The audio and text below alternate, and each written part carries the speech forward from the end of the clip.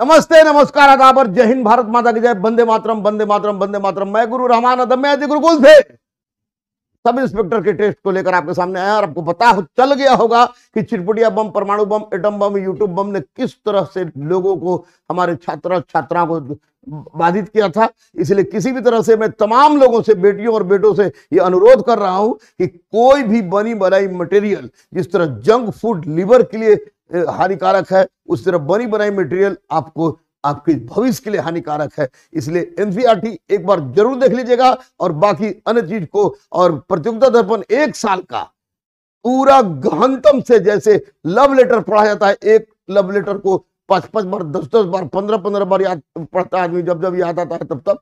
तो और बाथरूम में भी पढ़ता है, लैट्रिन में भी पढ़ता है। लेकिन जहां पढ़ना वहां आप लोग मत पढ़िएगा, बेडे पे पढ़िएगा, लेकिन पढ़िएगा जरूर, पढ़िएगा जरूर, क्योंकि अब परीक्षा कोई आसान नहीं रह गया है।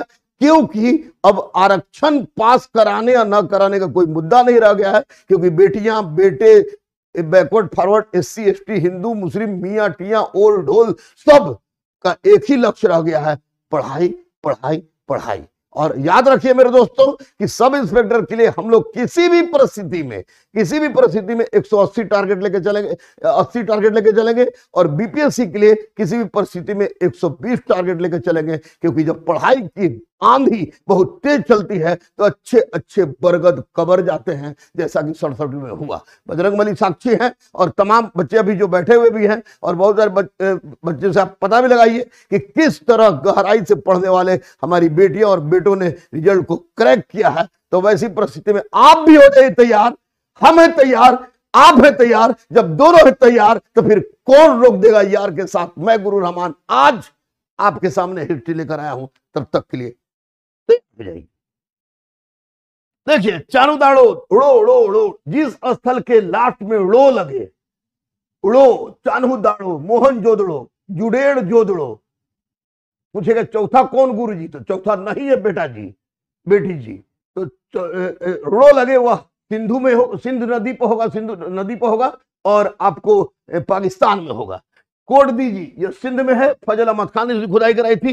देसलपुर एसआर राव और जगतपति जोशी के द्वारा कराया गया, गुजरात में है। और आपको ये सोहगोरा और महास्थान अभिलेख, सोहगोरा अभिलेख उत्तर प्रदेश के गोरखपुर में स्थित है। ताम्रपत्र अभिलेख है, और उसी तरह महास्थान अभिलेख बांग्लादेश के बोगरा जिला में स्थित है। यह भी ताम्रपत्र अभिलेख है। इन दोनों अभिलेखों से स्पष्ट होता है कि चंद्रगुप्त मौर्य के शासनकाल में 12 वर्ष का भयावह दुर्भिक्ष पड़ा, अकाल पड़ा, और इस अकाल के निपटारा के लिए अनेक थान कुठार की स्थापना कराई गई थी। तो इसका मतलब Sohgaura is not related with Indus valley civilisation.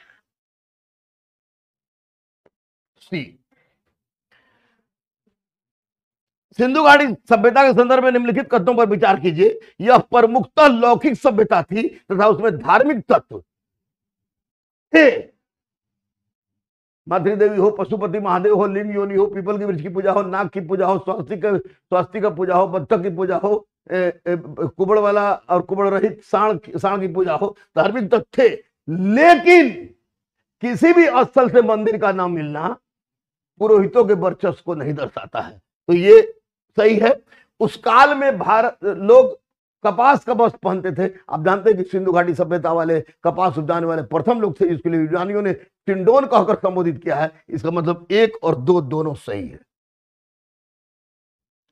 प्राचीन संस्कृत ग्रंथों में यमन प्रिय गोलकी का नाम सुन ले ना, गोलकी, काली मिर्च, गला खरास, कोरोना के समय में पीता था लोग डाल के। तो ये एक प्रकार के उत्कृष्ट भारतीय मलमल, छी छी छी, धाती दांत, छी छी छी। नृत्य के लिए यमन राज्यसभा में भेजे जाने वाले नर्तकी, ना ना ना। काली मिर्च, डी।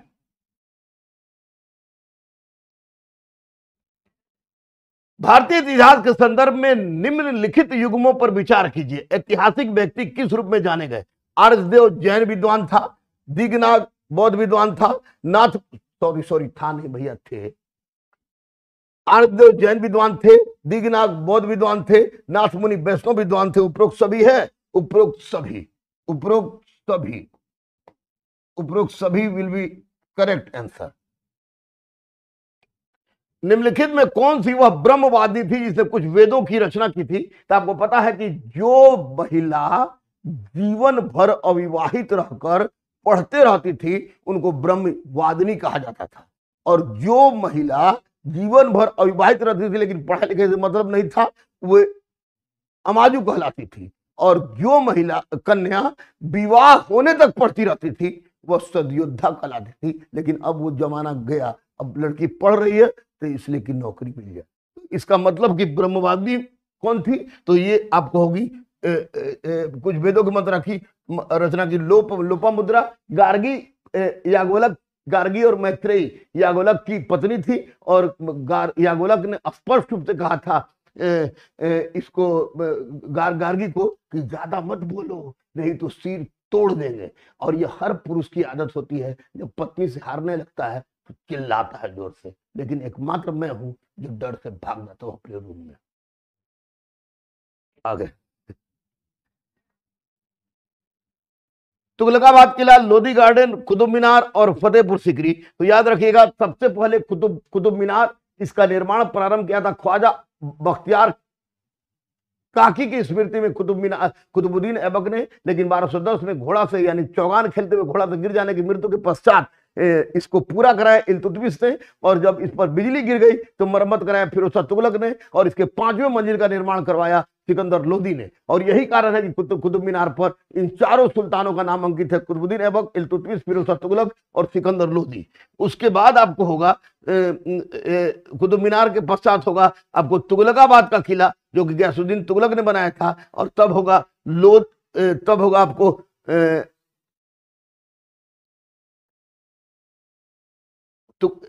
3-1। उसके बाद लोधी गार्डन होगा।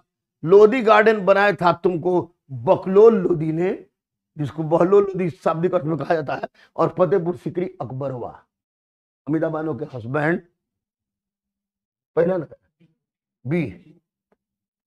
नेक्स्ट, निम्नलिखित में से किस स्मारक में वह गुंबज है जो संसार के विशालतम गुंबजों में से एक है? ये तो बेटा आप लोग जानते हैं कि बहुत आसान क्वेश्चन है, लेकिन इसमें एक टेल जोड़ देता है। जैसे शेरशाह का मकबरा, सासाराम। मैं और आर्थिक अपराध में भी मेरा दोस्त एसपीएफ सुशील महीना में 3 बार भाग के डेरियोन से वहां चली जाते थे। और चूंकि इस मकबरे पर लोग पैसा फेंकते हैं, पता नहीं क्यों फेंकते हमको नहीं पता है, लेकिन जब हम लोग साइकिल से जाते थे डेरियोन से सासाराम तो जाने के क्रम में भूख लगता था, सिंगाड़ा उड़ा खा लेते तो पैसा घट जाता था।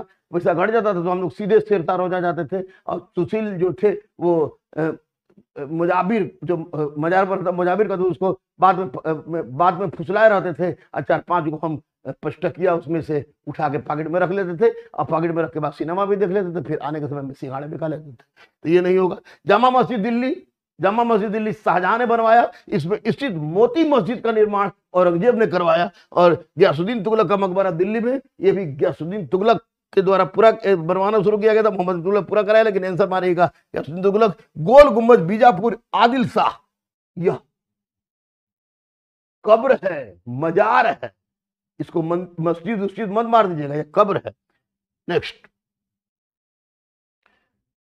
जब राजा वोडियार ने मैसूर राज्य की स्थापना की तब विजयनगर साम्राज्य का शासक कौन था? सदाशिव राव नहीं होगा, तिरुमल नहीं होगा, रंगादित्य नहीं होगा, और ये आधा चॉइस है वेंकट सेकेंड।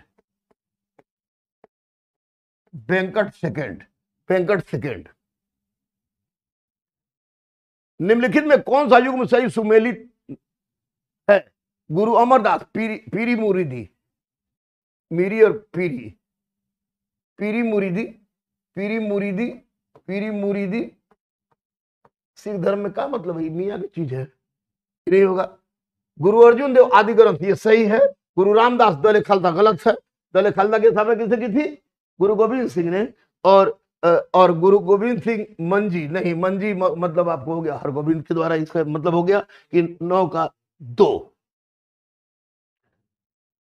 जिस मध्यकालीन भारतीय लेखक ने अमेरिका की खोज का उल्लेख किया है वह था मलिक मोहम्मद जैसी नहीं था। उसने पद्मावत की रचना की थी जिसमें वो झूठा कहानी लिखता है। उसके बाद रस खान, ये भी नहीं थे। अमीर खुसरो, ये भी नहीं थे। तो कौन थे? अबुल फजल के आईने अकबरी के 7वें अध्याय में स्पष्ट रूप से उसकी चर्चा मिलती है कि अमेरिका की खोज का उल्लेख किया है। 1760 में वांडीवास के युद्ध में अंग्रेजों ने फ्रांसीसियों के वर्चस्व को पूरी तरह से समाप्त कर दिया, पूरी तरह समाप्त कर दिया। इसका मतलब कि आपको होगा वांडीवास का युद्ध, बोलिए, बोलते ही हम सुन रहे हैं विजय हो, वांडीवास का युद्ध का हो।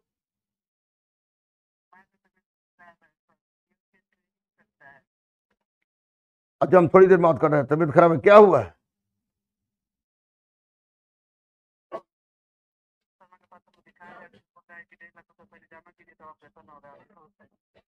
ए बेटा, पीएमसीएच में कोई ऐसा डॉक्टर नहीं है कि जो सरकारी में करेगा, लेकिन फिर भी हम बाहर निकलते हैं, बात करते हैं जरा।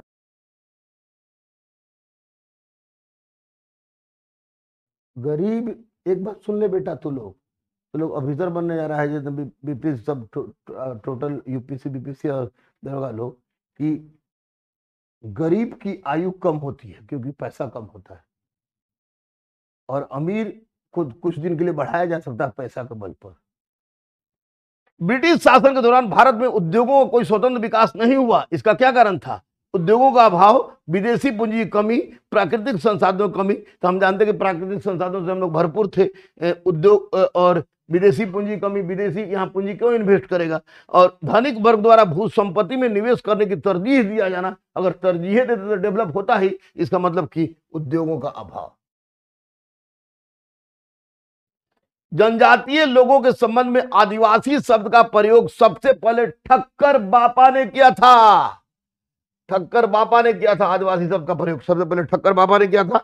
Next, Wood dispatch 1854, Macaulay minute 1833, the sergeant education report 1944, Indian education Hunter commission 1882। यानी सबसे पहले होगा आपको 2 1 3 2 1 4 3, अरे 2 1 4 3 है, 2 1 4 3।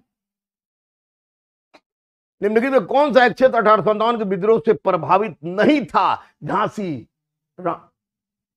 मणिकर्णिका यानी कि झांसी की रानी, जगदीशपुर, वीर कुंवर सिंह, लखनऊ अर्थात अवध, हजरत महल, चित्तौड़ नहीं था। प्रसिद्ध विजयनगर का विठल स्वामी मंदिर, जिसे 56 तक्षित स्तंभ संगीतमय स्वर निकालते हैं, वह स्थित है आपको हम्पी कर्नाटक का नाम था, हम्पी में। हो गया? तो आप रहिए तैयार, हम हैं तैयार। जब दोनों हैं तैयार तो फिर कौन रोक देगा? यार के साथ पूरी तन्मयता के साथ अपने आप को झोंक दीजिए। कोई भी चिटपुटिया बम से बचिए, यूट्यूबर बम से बचिए। एक आदमी सब कुछ नहीं पढ़ा सकता है, उससे बचिए। क्योंकि अगर किसी डॉक्टर के पास आप जाइए, आंख का डॉक्टर हो और बोले कि किडनी का ऑपरेशन हम कर देंगे, तो करवाइएगा नहीं ना। तो इसका मतलब कि अलग अलग टीचर ही अलग अलग समस्या का निराकरण कर सकता है। और 2300 ऑपरेशन 2350 जो दरोगा की बहाली 2350 आ जाए, कल आए, परसों तरसों जब भी आ जाए, ऑपरेशन 2350 के लिए, और ये बीपीएससी 68वीं निकल गया है, उसके लिए कमर कस रखी है हम लोगों ने।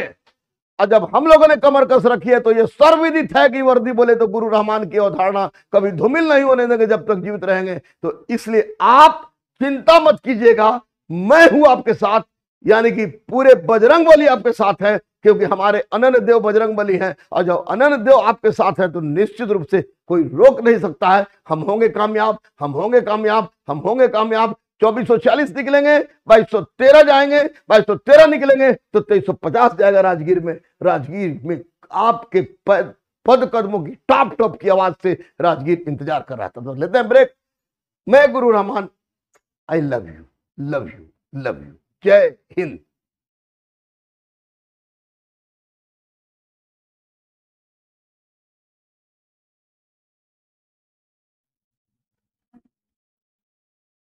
कैसे हैं बच्चे आप लोग? सफलता के लिए मेहनत तो करनी पड़ती है, और मैं हमेशा आप सभी बच्चों से बस एक ही आग्रह करता हूं कि बेटा, जब तक निरंतरता और एकाग्रचित्ता के साथ आप प्रश्नों का हल नहीं करेंगे, आप अपडेट नहीं रहेंगे, आप समय के साथ नहीं चलेंगे, तो आपका रिजल्ट हो पाना थोड़ा सा कठिन हो जाता है। तो आज के जो बिहार दरोगा का टेस्ट है, इसमें सभी बच्चों का स्वागत है। बेटा, कभी भी घंटी बज सकती है, जैसा कि बीपीएससी का घंटी बज चुका है और बीपीएससी ने अपना नोटिफिकेशन और सर्टिफिकेट डाल दिया है, ठीक इसी प्रकार आपको कभी भी आपका रिजल्ट आ जाएगा और बोलते कभी भी आपका ये जो है दरोगा का वैकेंसी आ जाएगा, तब जाकर के आपको लगेगा कि हम क्या तैयारी करें ना तैयारी करें। इस बार एग्जाम के साथ वैकेंसी की उम्मीद है, एग्जाम के डेट के साथ आपको वैकेंसी आएगी, तो इसलिए पहले से ही तैयार होना पड़ेगा आपको, नहीं तो ठीक है फिर बेचैनी और फिर दिल धड़कना ये स्टार्ट हो जाएगा और सफलता मिलना थोड़ा सा कठिन हो जाएगा। चलिए देखते हैं पहला क्वेश्चन। साधारण यंत्र किसी व्यक्ति की सहायता करता है काम करने में, कम बल का प्रयोग करके भी उतनी ही मात्रा में काम करने में, यही आंसर होगा बेटा। अब देखिए मशीन का मतलब क्या होता है? मशीन आपको जनरली साधारण यंत्र की बात हम लोग कर रहे हैं यहाँ पर, और साधारण यंत्र क्या होता है? तो बच्चे साधारण यंत्र होता है उत्तोलक, उत्तोलक को बोलते हैं लीवर, और लीवर में क्या होता है कि कम बल के प्रयोग द्वारा अधिक से अधिक कार्य करना। बच्चे बार बार मैं आपको बताता रहता हूं कि देखिए उत्तोलक या लीवर के विषय में जब भी हम चर्चा करते हैं तो दो बात ध्यान में रखना चाहिए। क्या याद रखना चाहिए बच्चे? जैसे घर में आप यूज करते हैं क्या, सरोता सुपारी फोड़ने के लिए, जैसे आप यूज करते हैं और भी बहुत सारे, जैसे झाड़ू ठीक है झाड़ने के लिए, बंसी मछली मारने के लिए, ये सब क्या है उत्तोलक है। पाना दिखेगा ठीक है आपको नट बोल्ट खोलने के लिए, और बहुत सारे पिलास, कैंची, बहुत सारा। तो ये क्या है? एक सरल मशीन है जो कम बल के प्रयोग द्वारा अधिक से अधिक कार्य करने में क्या करता है? सहायता करता है। बढ़ाइए आगे। ये देखिए द्रव बूंद के संकुचित होकर न्यूनतम क्षेत्र घेरने की प्रवृत्ति का कारण क्या होता है? देखिए क्या होता है कि सरफेस टेंशन बराबर होता है सरफेस एनर्जी, सरफेस टेंशन बराबर सरफेस एनर्जी बटे क्या होता है? एरिया होता है। तो द्रव बूंदें अपने आकार को न्यूनतम बल्कि जबकि क्षेत्रफल को बोलते हैं ऊर्जा को महत्तम करने का प्रयास करता है। इस घटना को हम पृष्ठ तनाव कहते हैं। बेटा क्या कहेंगे? पृष्ठ तनाव कहेंगे। पृष्ठ तनाव के कारण ही जल बूंद का आकार छोटा होता है। अब हम घनत्व पर चर्चा कर लेते हैं। घनत्व क्या होता है? घनत्व बराबर द्रव्यमान बटा आयतन होता है, मास अपॉन वॉल्यूम। श्यानता देखिए तो तरल के परतों के बीच घर्षण बल को हम श्यानता कहते हैं। वाष्प दाब पर बात करते हैं तो वायु में ठीक है जलवाष्प की बूंदें होती है जो दाब आरोपित करती है, इसे हम ठीक है वाष्प दाब कहते हैं। पढ़ाइए। देखिए जब सितार और बांसुरी, बच्चे अभी आपकी मम्मी आपको फोन कर रही है और बिना नंबर देखे आप देखिएगा इससे फोन उठाते हैं, बोलते हैं हाँ माँ बोल, नंबर नहीं देखे हैं। हाँ आपके कोई मित्र फोन करते हैं तो आप तुरंत उनकी आवाज से उनकी पहचान कर लेते हैं और इसी ध्वनि के गुण को ध्वनि की गुणता कहते हैं। याद रखिएगा सितार और बांसुरी के स्वर में अंतर, यानी दो व्यक्तियों के स्वर में अंतर, दो वाद्य यंत्रों के स्वर में अंतर, गायकों के ध्वनि द्वारा गायक की पहचान कर लेना, परिचित की ध्वनि द्वारा परिचित की पहचान कर लेना, यह किस पर आधारित है? तो ध्वनि गुणता पर आधारित है। और ये ध्वनि गुणता क्या होता है बच्चे? तो ये ध्वनि गुणता निर्भर करता है वेव फॉर्म पर, वेव फॉर्म पर निर्भर करता है, यानी तरंग रूप पर यह निर्भर करता है। चलिए आगे बढ़ते हैं। प्रकाश तंतु किस सिद्धांत पर कार्य करता है? तो बच्चे ये काम करेगा पूर्ण आंतरिक परावर्तन पर। ऑप्टिकल फाइबर, याद रखिएगा ऑप्टिकल फाइबर का निर्माण किया था, ध्यान में रखिए बच्चे, ऑप्टिकल फाइबर का निर्माण किया था नरेंद्र सिंह कपानी ने। किसने किया था? तो नरेंद्र सिंह कपानी ने किया था। और याद रखना आपको, बार बार मैं आपको बताता रहता हूं कि हीरा का चमकदार होना या आप देखिएगा मिरेज मतलब मृग मरीचिका का बनना, ठीक है, प्रकाश तंतु का कार्य करना, ये सभी जो है पूर्णांतरिक परावर्तन के सिद्धांत पर आधारित है। साबुन का के बूंद का चमकदार दिखना, जल पर पड़े तेल का चमकदार दिखना, ये सभी आपको व्यतिकरण की घटना है। और अपवर्तन क्या होता है बेटा? तो अपवर्तन होता है कि प्रकाश की किरण जब एक माध्यम से दूसरे माध्यम में जाती है तो अपने मार्ग से विचलित हो जाती है, इसी घटना को अपवर्तन कहते हैं। तारों का टिमटिमाना एक अपवर्तन है। आपको स्विमिंग पूल का कम गहरा दिखना अपवर्तन है। देखिए प्रकीर्णन क्या होता है? तो जब प्रकाश की किरण एक स्थान से दूसरे स्थान तक जाती है तो जलबूंदों, धूलकणों या अन्य कणों के प्रभाव के कारण वो क्या होगा? चारों तरफ बिखर जाती है, विभिन्न रंगों में बढ़ जाती है, इसी घटना को प्रकीर्णन कहा जाता है। चलिए आगे देखते हैं। जब किसी दर्पण को कोण से घुमाया जाता है, तो बच्चे जब भी दर्पण को आप किसी कोण से, ये देखिए समतल दर्पण है, इसको इस पर मान लीजिए कोई प्रकाश की किरण पड़ रही है और अचानक समतल दर्पण को आप थीटा से घुमा देंगे तो आपका जो आपको आपतित किरण है जब परावर्तित होगी तो वो 2 थीटा से घूम जाती है। कितना से घूम जाएगा? 2 थीटा से मूव कर जाता है। तो आंसर होगा 2 थीटा। याद रखिए बच्चे, समतल दर्पण द्वारा बना प्रतिबिंब सीधा आभासी वस्तु के बराबर आकार का दर्पण के पीछे उतनी ही दूरी पर बनता है जितना सामने वस्तु रहता है। तो ये ध्यान में रखिएगा। आगे बढ़ रहे हैं, घरेलू विद्युत तार ठीक है, स्थापन मूलतः क्या होता है, तो ये समानांतर संबंध होता है बच्चे। घरेलू विद्युत तार में हमेशा एक से दूसरे को हम जोड़ते हैं समानांतर क्रम में। क्यों? पैरेलल कॉम्बिनेशन में इसलिए जोड़ा जाता है कि पैरेलल कॉम्बिनेशन में अगर कहीं भी एक तार टूट जाता है तो दूसरा आसानी से जलता रहे बच्चे, इसीलिए सीरीज में नहीं जोड़ करके हम उसको क्या जोड़ते हैं, पैरेलल में जोड़ते हैं बच्चे। घरेलू विद्युत धारा की बात अगर जब भी करते हैं तो घरेलू विद्युत धारा में क्या होता है, तो याद रखिएगा घरेलू विद्युत धारा में अगर हम बात करें तो ये आपको ये 220 वोल्ट की का करंट होता है। अगर हम आवृत्ति की बात करें तो 50 हर्ट्ज आवृत्ति की ध्वनि होती है। और अगर हम बात करें कि घरेलू विद्युत में कौन सा धारा होता है, तो बच्चे IRMS होता है, IRMS यानी ठीक है आपको electric current root mean square speed, और हम इलेक्ट्रिक करंट को मेजर करते हैं, तो ये ध्यान में रखिएगा। नाभिकीय रिएक्टर के निर्माण में निम्नलिखित में से कौन सा अनिवार्य है, बच्चे जर्कोनियम अनिवार्य है। जर्कोनियम के बिना नाभिकीय रिएक्टर का बन पाना असंभव है। जर्कोनियम क्या कार्य करता है, तो ये नाभिकीय रिएक्टर से उत्पन्न नाभिकीय विकिरणों को क्या करेगा, अवशोषित करने का काम करता है, बाहर नहीं जाने देता है, जिसी कारण इसका बहुत ज्यादा उपयोग हम लोग करते हैं। टंगस्टन का उपयोग विद्युत बल्ब के फिलामेंट में करते हैं। निकेल, निकेल जो है ये लौह चुंबकीय पदार्थ है, फेरस कोबाल्ट निकेल बच्चे ठीक है, वनस्पति तेल से वनस्पति घी बनाने में उत्प्रेरक की भांति यह कार्य करता है। और कोबाल्ट, कोबाल्ट ये भी आपको लौह चुंबकीय पदार्थ है, और सभी बच्चों को पता होगा कि कोबाल्ट 60 का उपयोग जो है हम लोग रक्त कैंसर के इलाज में करते हैं, तो ये ध्यान में रखिएगा। आगे बढ़ने, ब्लैक होल अनिवार्य ठीक है, अंतरिक्ष में एक पिंड है जो किसी प्रकार, बच्चे आपको पता होगा कि ब्लैक होल जो है इसका घनत्व बहुत बहुत अधिक होता है, बहुत बहुत इसका घनत्व अधिक होगा, और ये क्या करेगा, तो ठीक है ये क्या करेगा, तो जितने भी विकिरण है उसको अवशोषित कर लेने का काम करेगा। घनत्व अधिक होगा तभी ये काम हो सकता है। और मैं बार बार आपको बताता भी रहता हूं कि देखिए ब्रह्मांड में सबसे अधिक घनत्व किस पिंड का होता है, तो वो होता है आपको किसका, ब्लैक होल का। ब्लैक होल का कंसेप्ट किसने दिया था, तो आपको मैंने बार बार बताया है कि बच्चे ब्लैक होल के बारे में सबसे पहले एस चंद्रशेखर ने, सुब्रमण्यम चंद्रशेखर ने इसके बारे में बताया था। चलिए आगे बढ़ते हैं। नाभिकीय रिएक्टर और परमाणु बम, बच्चे नाभिकीय रिएक्टर नियंत्रित परमाणु विखंडन पर आधारित है, ये नियंत्रित परमाणु विखंडन पर यह आधारित है, ठीक है, नियंत्रित परमाणु विखंडन पर यह आधारित है, एकदम याद रखिएगा, परमाणु विखंडन पर यह आधारित है, याद रखना बच्चे, बार बार ये क्वेश्चन पूछता है। और परमाणु बम जो है ये आधारित है अनियंत्रित नाभिकीय विखंडन पर, अनियंत्रित नाभिकीय विखंडन पर यह आधारित है, एकदम ध्यान में रखिएगा।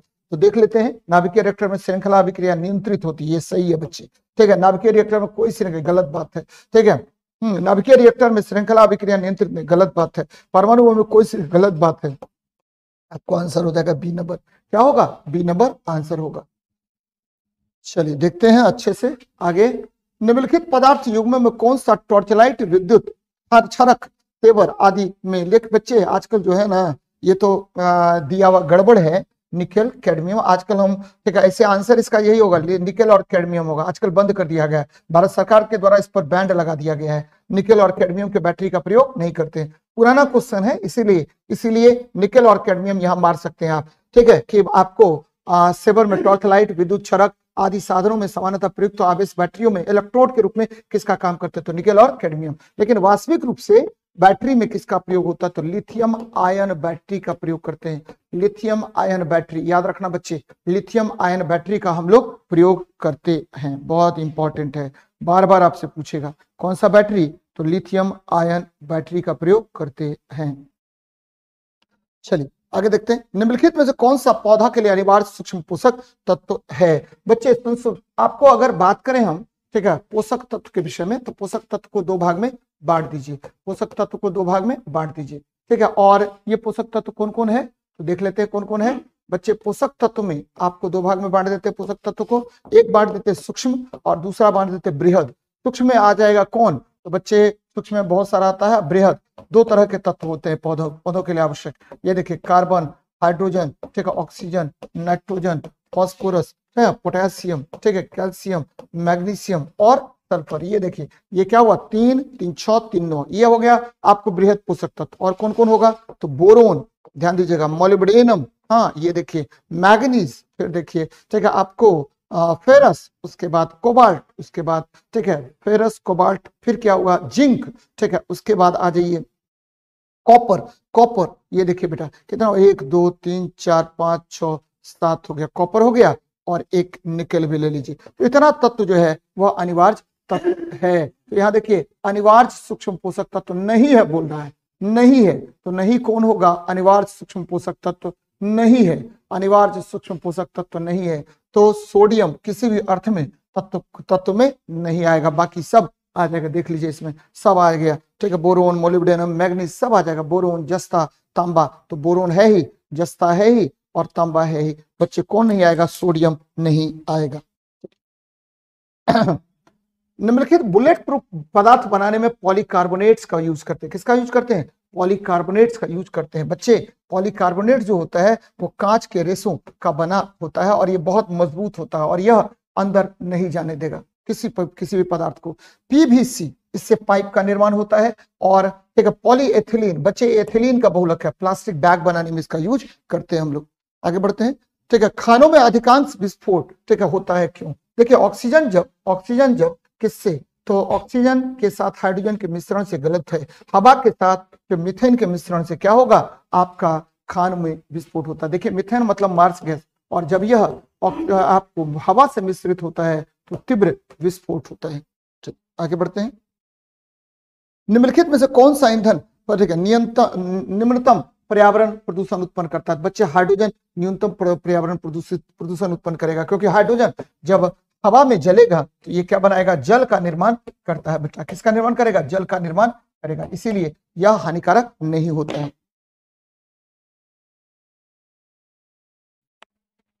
चलिए बच्चे फिर मिलते हैं नेक्स्ट क्लास में, आप लोग लगातार इसी तरह से जुड़े रहिए। जय हिंद, जय भारत।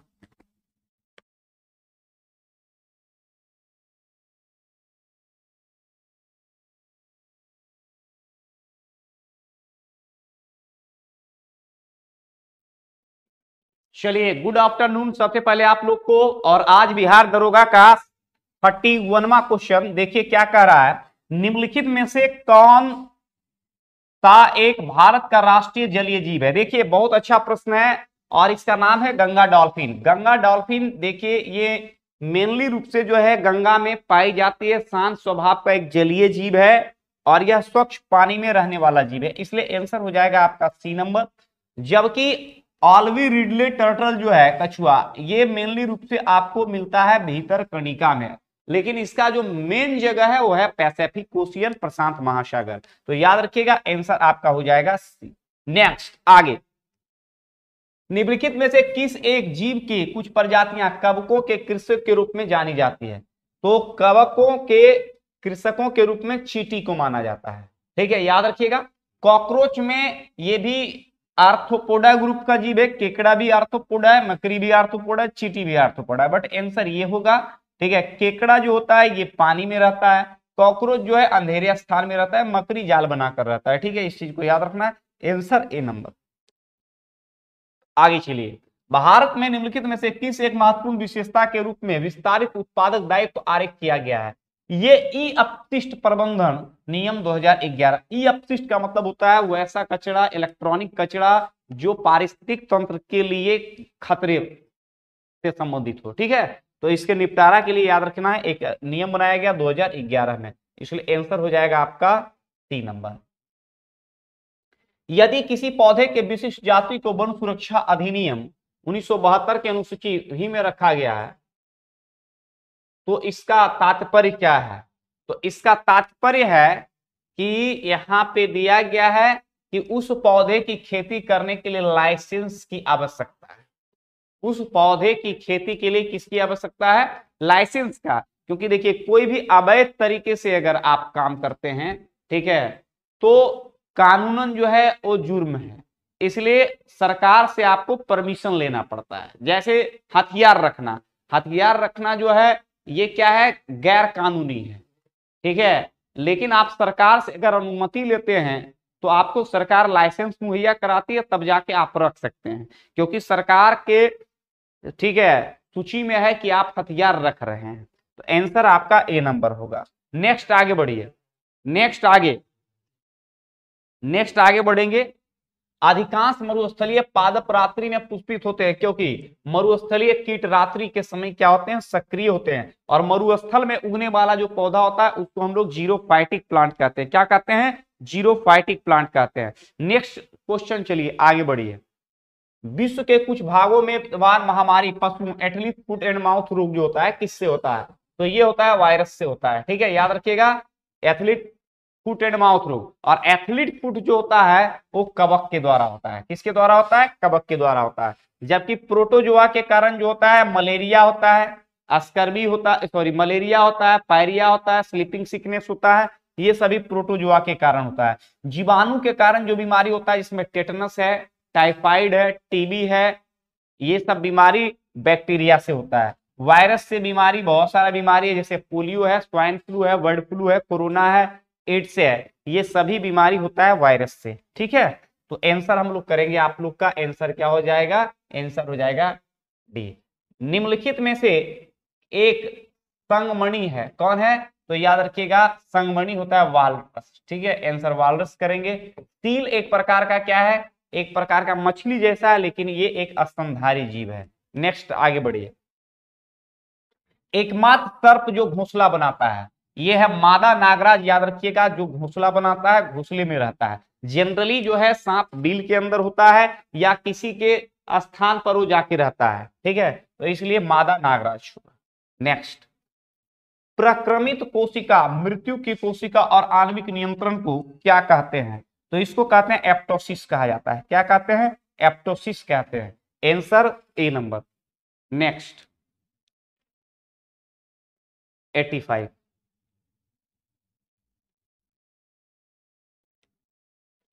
हाल ही में प्रधानमंत्री नरेंद्र मोदी ने एशिया का सबसे बड़ा प्राइवेट अस्पताल अमृता अस्पताल का उद्घाटन कहां किया है? ये फरीदाबाद है, हरियाणा में। फरीदाबाद कहां पड़ता है? हरियाणा। ठीक है, नेक्स्ट,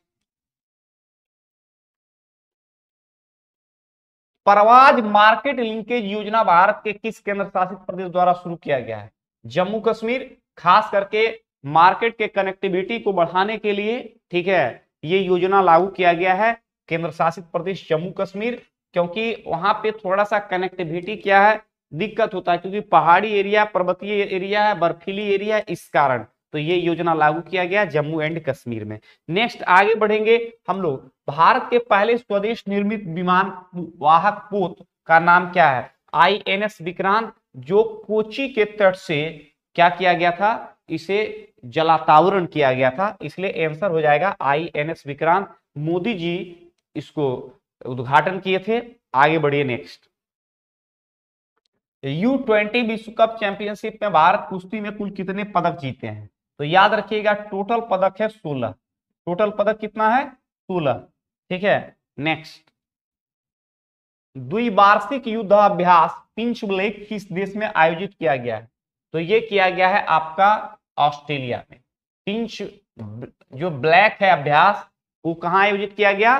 तो याद रखिएगा, ऑस्ट्रेलिया में। नेक्स्ट, भारत के पहले हाइड्रोजन फ्यूल सेल बस का अनावरण किस शहर में किया गया था? जल्दी से बताइएगा, 90 का आंसर जल्दी से बनाएंगे, पुणे। आंसर हो जाएगा आपका पुणे। महाराष्ट्र का काफी स्वच्छ, साफ सुथरा, रहने योग्य शहर है। बांग्लादेश की मूल की फहमीदा आजिम किस श्रेणी के तहत पुलित्जर पुरस्कार जीती है? तो यह इलस्ट्रेटेड, ठीक है, रिपोर्टिंग और कमेंट्री के लिए दिया गया है। आंसर हो जाएगा आपका answer C number. James Webb space telescope हाल ही में किस ग्रह की नई तस्वीर खींची है? ये ग्रह है, सबसे बड़ा ग्रह है, वो है आपका बृहस्पति, इसी का तस्वीर खींचा है। कौन सा देश यूरोपीय संघ के फास्टेस्ट एजिंग कंट्री, तेजी से बूढ़ा होने वाला देश बना है? तो तेजी से बूढ़ा होने वाला देश बना है पुर्तगाल। आंसर पुर्तगाल कीजिएगा। और चाइना के पास भी ये प्रॉब्लम हुआ था, लेकिन चाइना वन पॉलिसी को समाप्त कर अब तो 2 बच्चे का पॉलिसी लाया है। नेक्स्ट चलेंगे, किस नेता ने भाजपा संसदीय समिति के सदस्य के रूप में नामित नहीं है? एक काफी जाने माने नेता हैं, ठीक है, सड़क परिवहन विभाग इनके पास है, जिनका नाम है नितिन गडकरी, तो इनको नहीं शामिल किया है। ठीक है, याद रखिएगा। भारत का पहला 3D प्रिंटिंग कॉर्निया किस शहर में विकसित किया गया है? तो आप याद रखिएगा ये शहर का नाम है हैदराबाद, इसलिए आंसर हो जाएगा हैदराबाद। ठीक है, मिलते हैं नेक्स्ट टेस्ट में, तब तक के लिए जय हिंद। टेस्ट लगातार पढ़ते रहिए, और टेस्ट क्या है, टेस्ट जो है आप कोई भी जगह, कोई जरूरी नहीं है, कहीं भी आप टेस्ट जो है वो क्या कीजिए, सॉल्व करते रहिए, ताकि उससे क्या होता है कि आप क्या पढ़ते हैं, ठीक है, और जो पढ़ते हैं उससे आपका क्या होता है कि ये पता चल जाता है कि हम कितना पढ़ रहे हैं, कितना जान रहे हैं। ठीक है, मिलते हैं, जय हिंद।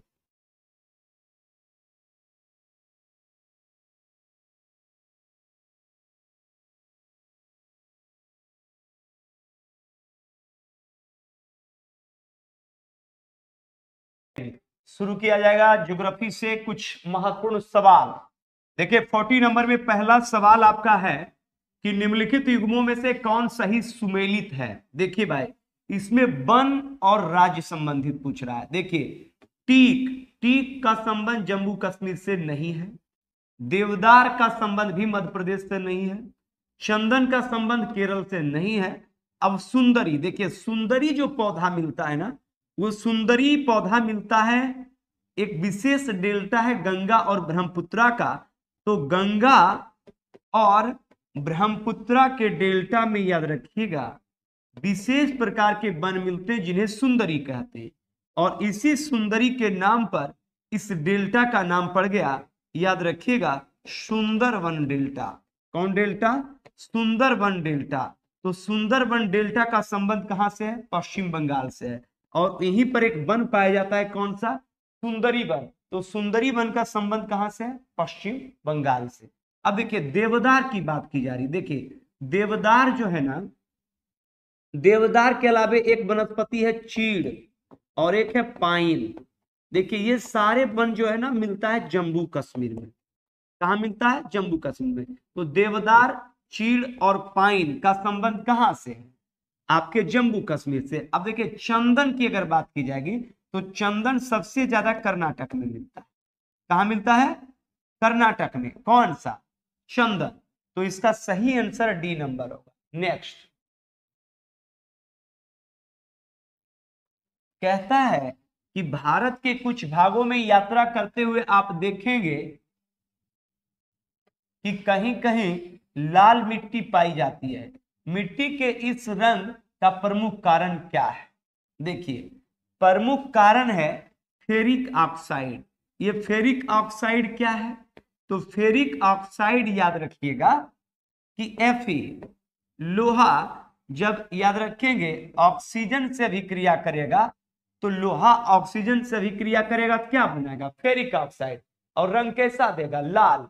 तो याद रखिएगा कि लाल मिट्टी में लाल रंग के लिए क्या पाया जाता है? लोहा।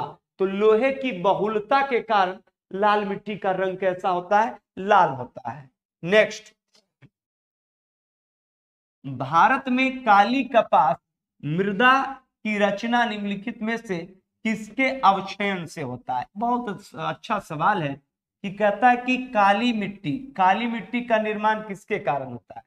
देखिए काली मिट्टी का जो निर्माण होता है ना, वो ज्वालामुखी चट्टान से होता है। अब ज्वालामुखी चट्टान को हम क्या कहते हैं?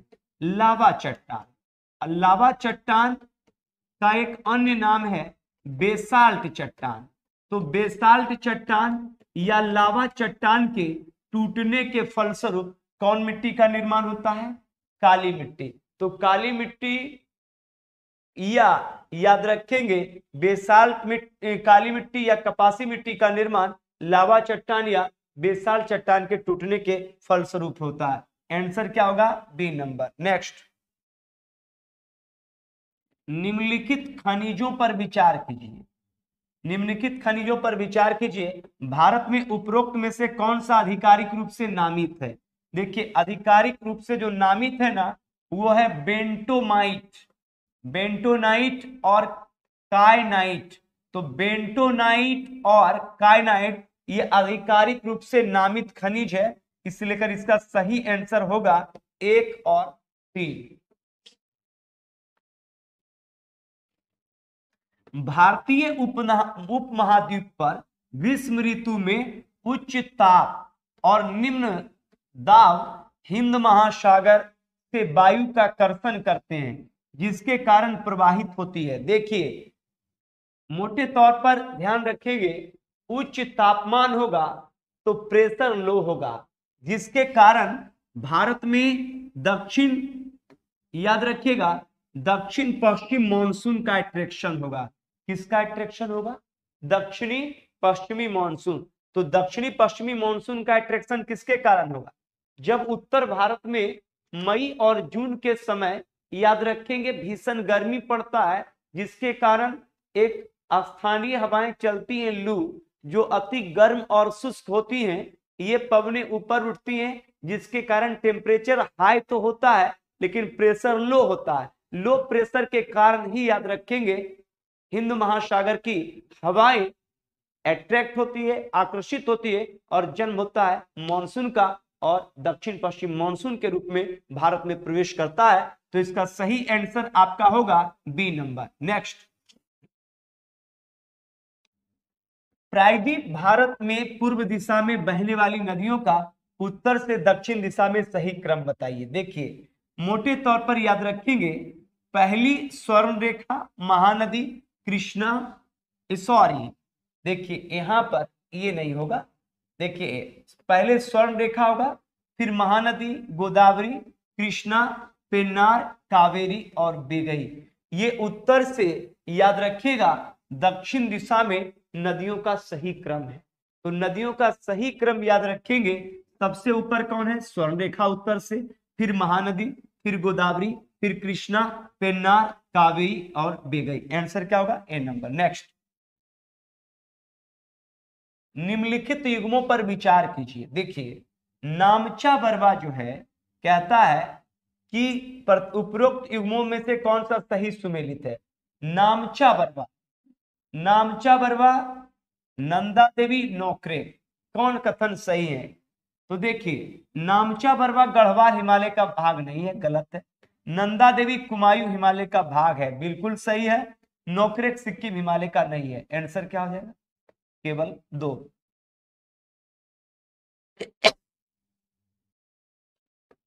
नंदा देवी चोटी, पहले देखिए नंदा देवी चोटी है कहां? उत्तराखंड में।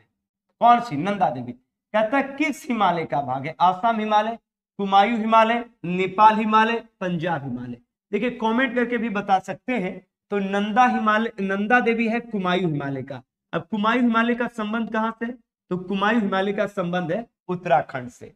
जबकि याद रखिएगा नेपाल हिमालय, तो नेपाल हिमालय आप जानते हैं 2 नदी के बीच में, एक काली और तीस्ता।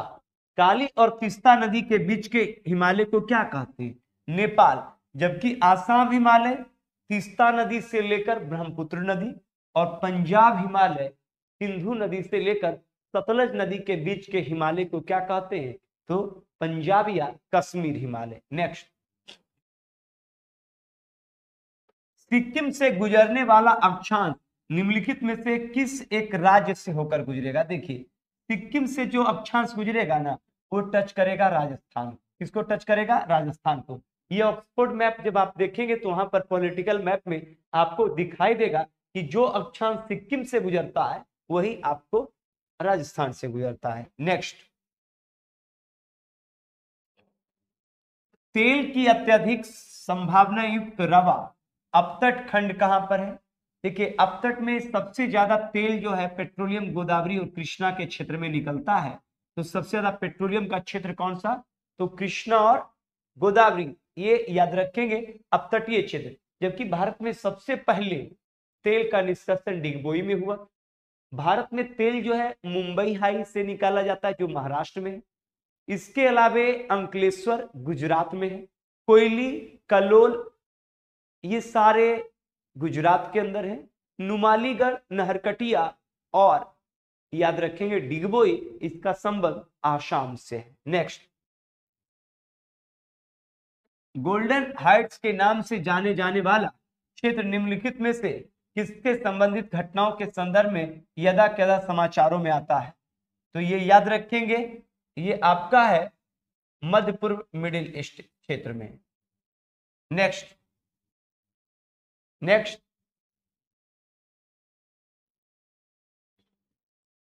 विक्टोरिया जलप्रपात किस नदी से संबंध है? बहुत अच्छा सवाल है। तो देखो भाई, विक्टोरिया जलप्रपात जो है जाम्बेजी नदी से संबंध है। यह जलप्रपात किस देश में है? तो जिम्बाब्वे में है। जिम्बाब्वे में है। कौन सा? विक्टोरिया जलप्रपात। जबकि याद रखेंगे जाम्बेजी नदी गिरती है हिंद महासागर में। हिंद महासागर में कौन सा? जाम्बेजी। मिसौरी, मिसौरी याद रखेंगे मिसिसिपी की सहायक नदी है। मिसिसिपी की सहायक नदी कौन सी है? मिसौरी। जबकि अमेजन आप जानते हैं ये दक्षिण अमेरिका में बहती है, ब्राजील के अंदर, और ये गिरती है अटलांटिक में। सेंट लॉरेंस ये यूएसए की नदियां हैं, अमेरिका की नदियां हैं। नेक्स्ट, अमेरिका और कनाडा की सीमा पर सेंट लॉरेंस। नेक्स्ट, निम्नलिखित में से कौन सा महाद्वीप संसार में सर्वाधिक ऊंचाई वाला है? याद रखेंगे महाद्वीप संसार में सर्वाधिक ऊंचाई वाला है, तो ये मोटे तौर पर एशिया, क्योंकि माउंट एवरेस्ट आप जानते हैं सबसे ज्यादा ऊंचा है। नेक्स्ट, नील घाटी तथा जावा द्वीप पर में उच्च जनसंख्या घनत्व होने के प्राथमिक कारण क्या है? देखिए, पहले आप देखेंगे नील घाटी और जावा। तो नील घाटी पड़ता है मिस्र में, मिस्र में है, और जावा है इंडोनेशिया में। जावा कहां पर है? इंडोनेशिया का एक द्वीप है, इसी पर जकार्ता है। तो यहां पर याद रखेंगे सघन कृषि की जाती है। क्या की जाती है? सघन कृषि के कारण मिस्र के नील नदी घाटी और जावा द्वीप इंडोनेशिया में सघन जनसंख्या निवास करती है। नेक्स्ट, जिप्सी लोग मूल स्थान कहां है? तो जिप्सी का मूल स्थान है भारत। जिप्सी लोग का संबंध याद रखेंगे रोमानिया से ये लोग आए थे, रोमानिया से। और ये एक खास पर्वत है रोमानिया में, बाल्कन पर्वत। बाल्कन पर्वत क्षेत्र से ये लोग आए थे। रोमानिया और बुल्गारिया की सीमा पर ही बाल्कन पर्वत है, इसलिए बाल्कन देश कहलाता है। यहीं से ये लोग मूल निवासी भारत के पंजाब और राजस्थान क्षेत्र में आकर बसे थे। कौन से? तो याद रखेंगे मूल लोग जिप्सी। तो ये आपके ज्योग्राफी से कुछ अति महत्वपूर्ण सवाल थे। मिलते हैं नेक्स्ट टेक्स्ट में, तब तक के लिए जय हिंद।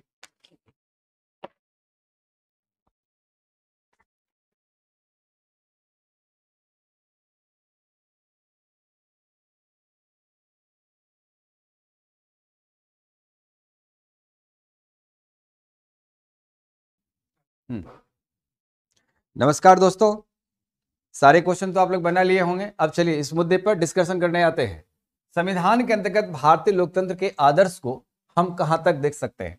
देखिए, संविधान के आदर्श को सवाल क्वेश्चन उठता है कि कहां तक देख सकते हैं, कहां तक इसका विस्तृत हो, इसकी कार्यप्रणाली अपरिमित हो जिसको नापा नहीं जा सकता है। लेकिन भारतीय संविधान की इस बात का जिक्र ये प्रस्तावना में जरूर हुई है, ये संविधान की आदर्शों का जिक्र किया गया है। लेकिन भाग 4 जहां तक बात है, ये निश्चित रूप से आदर्श की बात करता है। लेकिन क्वेश्चन कहता है कहां तक देख सकते हैं, यह इसका एरिया इससे भी बड़ा ले रहा है। इसका उत्तर प्रस्तावना होगा। इसी प्रस्तावना के आदर्श को देखने की वजह से इसके संविधान के आत्मा कहा गया है, इसलिए उत्तर बी होगा। ध्यान रखिएगा, यदि बीपीएससी का उत्तर होगा तो यहां पर ई हो जाएगा। ये दोनों इसके तथ्यों के साथ बिलोंग्स करेगा। लेकिन प्राथमिकता देना है 4 विकल्प वाली में, उत्तर सीधे सीधे बी होगा। अंतरिम सरकार में सीएस भाषा को किस मंत्रालय की जिम्मेदारी दी गई थी? देखिए, अंतरिम सरकार में काम चलाऊ सरकार थी, जहां पंडित नेहरू की अगुवाई में सरकार गठन की गई थी। बेबल साहब इसके अध्यक्ष हुआ करते थे। तो इस प्रकार से उपाध्यक्ष पंडित नेहरू साहब थे। सरकार को चलाने की बात थी, सत्ता हस्तांतरण करने की बात थी। तो उस समय में कोई विभागीय प्रणाली का ऐसा डिसीजन रूप में नहीं था। यदि हम भाषा की बात करेंगे तो अभी वर्तमान में यदि है तो वह गृह मंत्रालय के अधीन है। लेकिन यह जो अंतरिम सरकार की बात थी, यह जो अंतरिम सरकार की जो बात थी, ये अंतरिम सरकार में कार्य एवं खान बंदरगाह मंत्रालय के अधीन था और इसके मंत्री डॉक्टर होमी जहांगीर भाभा हुआ करते थे। आगे 3 मई 1959 को राष्ट्रपति डॉक्टर हुसैन जाकिर हुसैन साहब की मृत्यु हो गई। ये पहला राष्ट्रपति जिन्हें कार्यकाल में निधन हुआ। अब तक भारत की हिस्ट्री में 2 राष्ट्रपति हुए, डॉक्टर जाकिर हुसैन साहब और फखरुद्दीन अली अहमद। ये दोनों राष्ट्रपति की कार्यकाल में ही निधन हुआ था। तो इसने राष्ट्रपति पदभार संभाला। राष्ट्रपति पदभार बीबी गिरी ने संभाला था। ये बीबी गिरी साहब देश के उस समय उपराष्ट्रपति थे। हालांकि इस समय में देश के संविधान में एक बहुत बड़ी गतिरोध पैदा हो चुका था। उपराष्ट्रपति पद संभाल लिए। भारतीय संविधान में आर्टिकल 62 यही कहती है कि आप यदि राष्ट्रपति का पद किसी कारणवश खाली होता है तो उपराष्ट्रपति पद ग्रहण करेंगे उपराष्ट्रपति के रूप में, इसीलिए उनका निर्वाचन भी होता है। यदि राष्ट्रपति की मृत्यु, त्यागपत्र या किसी कारणवश त्यागपत्र होती है, पद खाली होता है तो उपराष्ट्रपति संभालेंगे। इसलिए राष्ट्रपति जो है वो वाइस प्रेसिडेंट को शपथ दिला देते हैं, ताकि यदि हम कार्यकाल के दौरान यदि अचानक हमारे निधन हो गई, चूंकि शरीर पर किसी का ठिकाना नहीं है, तो उपराष्ट्रपति राष्ट्रपति की पद की दामन को थाम लेगा और शासन व्यवस्था का संचालन होगा। यह व्यवस्था हमारे संविधान के भीतर यह कही गई है। लेकिन अब सवाल इस बात का उठता है कि जब इनको अंडर में ले लिया गया, अंडर में जब ले लिया गया, इनका निधन हो गया है, उपराष्ट्रपति कार्यभार संभाल लिए, अब कहते हैं कि मैं कार्यवाहक नहीं बनूंगा। कार्यवाहक शब्द हमारे नाम के साथ उद्धृत नहीं करना होगा, यह बात उन्होंने कहा था बीबी गिरी साहब। और बीबी गिरी एकमात्र देश के राष्ट्रपति थे जो ट्रेड यूनियन आंदोलन से रिलेटेड भी ये पर्सन हुआ करते थे। बाद में के कामराज कांग्रेस के प्रेसिडेंट हुआ करते थे। उन्होंने कांग्रेस के प्रत्याशी के रूप में, राष्ट्रपति के प्रत्याशी के रूप में उन्होंने संजीवा रेड्डी का नाम लिया। इंदिरा गांधी अंतिम दिन निर्णय लेती है कि बीबी गिरी हमारे राष्ट्रपति अगले होंगे, क्योंकि बीबी गिरी को भी स्वार्थ का लोभ था कि उपराष्ट्रपति से राष्ट्रीय भवन की ज्यादा दूरियां नहीं है तो हम राष्ट्रपति बने।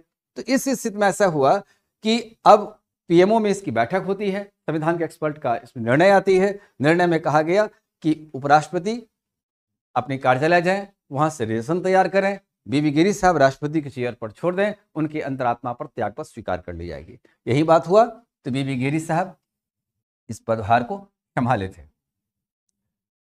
अल्पसंख्यक के अधिकारों को बेहतर संरक्षण के लिए राष्ट्रीय अल्पसंख्यक आयोग का गठन निम्नलिखित में से किस वर्ष किया गया था? ये 1992 में किया गया और पीवी नरसिम्हा राव की सरकार ने इसको गठन किया था। नरसिम्हा राव सरकार ने यह व्यवस्था किया था। आगे, भारत के किस संवैधानिक पद पर कोई महिला नहीं है? प्रधानमंत्री हो चुके हैं, मुख्य निर्वाचन आयुक्त हो चुके हैं, लोकसभा अध्यक्ष भी हो चुके हैं, उच्चतम न्यायालय के मुख्य न्यायाधीश नहीं हुए। अब तक सुप्रीम कोर्ट की हिस्ट्री में 8 न्यायाधीश हुए हैं, चीफ जस्टिस कोई नहीं हुए हैं। और फातिमा बीवी पहली लेडीज थी जिन्होंने सुप्रीम कोर्ट की जस्टिस की भूमिका में आया। 8 में से 6 अभी कार्यरत हैं, 2 की कार्यकाल बहुत जल्दी खत्म होने वाला है, 4 बचे रहेंगे। आगे, हाल ही में किस राज्य के उच्च न्यायालय के जीव जंतुओं को विधिक व्यक्ति का दर्जा प्रदान करने का निर्णय लिया? देखो, देवभूमि राजस्थान की बात, ये मैं उत्तराखंड की बात है, और उत्तराखंड की न्यायालय ने ही जजमेंट दिया। इसमें यह भी कहा गया था कि गंगा को जैविक नदी माना जाए। इस पर सुप्रीम कोर्ट ने इसके खारिज कर दिया, कहा कि नहीं, यदि गंगा बाढ़ लाती है तो स्वाभाविक है, यदि बाढ़ लाएगी तो पब्लिक को घर द्वार तोड़ फाड़ देगी, जनमाल की हानि पहुंचाएगी बाढ़ के समय में, क्योंकि गंगा की विभीषिका भी है यहाँ पर। जब बाढ़ आती है तो आम जनता को अधिकार हो जाएगा कि गंगा जी बाढ़ क्यों लाई, तब इसका मुआवजा गंगा जी को देना पड़ेगा। तो गंगा जी को पकड़ के कहाँ से लाएं? ये गंगा का अवतरण तो भागीरथ महाराज ने किया। तो इस प्रकार से कहा कि इस प्रकार से अध्यात्म और राजनीति के बीच में ये संघर्ष करना संभव नहीं है, इसलिए उत्तराखंड उच्च न्यायालय ने इस पर जजमेंट दिया था। इनमें से संवैधानिक सरकार का होता है, संविधान के आधार पर वो सरकार चला रही है। दूसरी बात है कि शासन कौन चला रहा है, तो सीमित सरकार चला रहा है। तो संवैधानिक सरकार, ये सांविधिक सरकार, संविधानीय सरकार, ये स्पष्टीकरण नहीं किया सरकार में होता कौन है। विकल्प देखिए, लेकिन यदि विकल्प नहीं होगा तो ये उत्तर हो सकता है जनप्रतिनिधियों द्वारा चलाई गई सरकार, इसको हम लोकतंत्र कहते हैं, और लोकतंत्रात्मक शासन व्यवस्था का आधार होगा। इसलिए संवैधानिक सरकार में यह व्यवस्था का रूपरेखा का टर्मिनोलॉजी नहीं आ रहा है। नौकरशाह जो ब्यूरोक्रेट होगा, जो सरकार होगा, उसके आदेश को, उसके नीति को इंप्लीमेंट करेगा, आम जनता तक ले जाएगा, जो इसके क्वेश्चन को नहीं जोड़ता है। सीमित सरकार होगा। सीमित सरकार होता है क्या? जैसे मान लें कि लोकसभा है, सरकार के 3 अंग, जिसमें कहते हैं कि व्यवस्थापिका, कार्यपालिका और न्यायपालिका, ये तीनों सरकार में आते हैं, लेकिन उसकी सीमित सरकार ही, उसकी चुनिंदा लोग ही अगर के सरकार का गठन करते हैं। जैसे लोकसभा में 545, राज्यसभा में 245, इसी में से कोई सदस्य ऐसे होते हैं जो कि इस सदन का, लोकसभा के सदस्यों का, टोटल सदस्यों का 15% से अधिक मंत्रिपरिषद नहीं होती है। इंडियन कॉन्स्टिट्यूशन एक्ट 74 इसी बात को कहता है कि एक मंत्रिपरिषद होगी जो राष्ट्रपति के कार्य में सलाह और सहायता करेगा। तो यही जनप्रतिनिधि एक सरकार का रूपरेखा लेता है। इसलिए इसका उत्तर, सरकार का जो रूपरेखा है आधार का, संवैधानिक आधार का जो होगा, यह सरकार सीमित सरकार में होगा। और इसी के द्वारा इसको इम्प्लीमेंट कराएगी। यह व्यवस्था जनप्रतिनिधि से जुड़ी होते हैं और ये संवैधानिक सरकार के रूप में यही क्वेश्चन है, तो क्वेश्चन को तोड़कर विकल्प क्लियर नहीं है, इसलिए उत्तर डी होगा। खादी और ग्रामोद्योग संसदीय खादी ग्रामोद्योग अधिनियम 1956 के तहत भारत सरकार द्वारा गठित एक वैधानिक निकाय है। जब देश की आजादी लड़ रही थी तो इस प्रकार की संस्था बिहार के मधुबनी में बनाया गया था, लेकिन जब देश में 1956 में जब ये एक्ट बनी तो इसका मुख्यालय मुंबई में बनाया गया।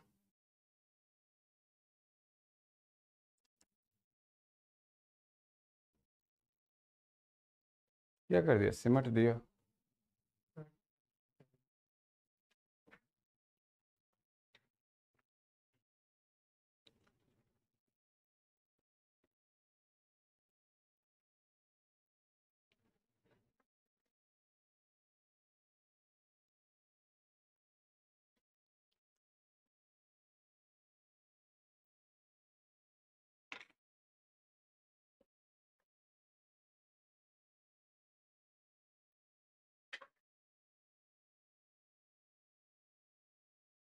चलें, जिला न्यायालय में न्यायाधीशों की नियुक्ति किसके द्वारा की जाती है? वो राज्यपाल करते हैं। इंडियन कॉन्स्टिट्यूशन एक्ट 233 के तहत राज्यपाल चीफ जस्टिस